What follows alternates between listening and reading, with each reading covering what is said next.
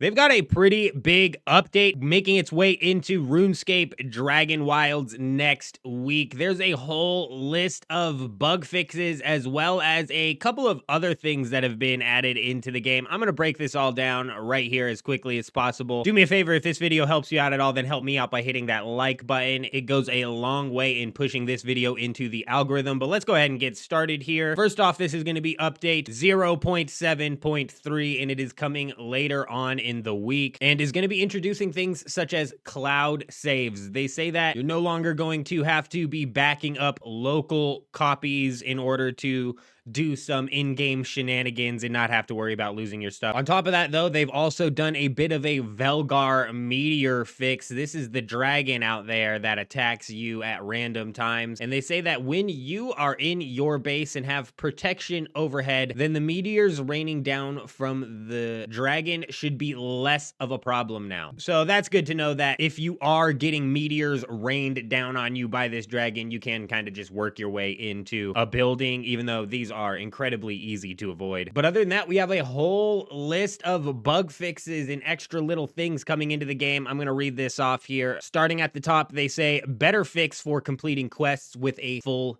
inventory. They're saying that there's going to be no more chucking your materials before you go and talk to Xanac. They also say that the Goblin Kara Vault is going to be more noticeable. When it comes to the AI and their status effect immunities, all of those have been checked and should now be functioning properly. They've come up with a fix for the ash log duplication inside of the Shattered Plains. They've done a couple fixes to a few areas in the world where players could get stuck, as well as they've done improvements to reduce client desync, which means that range combat in multiplayer worlds should feel extra nice. They've also made it to where the respawned Bloodwood sap can now be gathered. For the controller, the left bumper is now going to work correctly inside of the crafting menu. They've continued some localization fixes for missing translations and cut off text. They've fixed a couple of typos inside of quests as well as journal entries. They say that chests that you are interacting with when you die are no longer locked forever. They're doing some XP balancing for the spell Splinter, and then your beards are going to no longer clip through your helmets.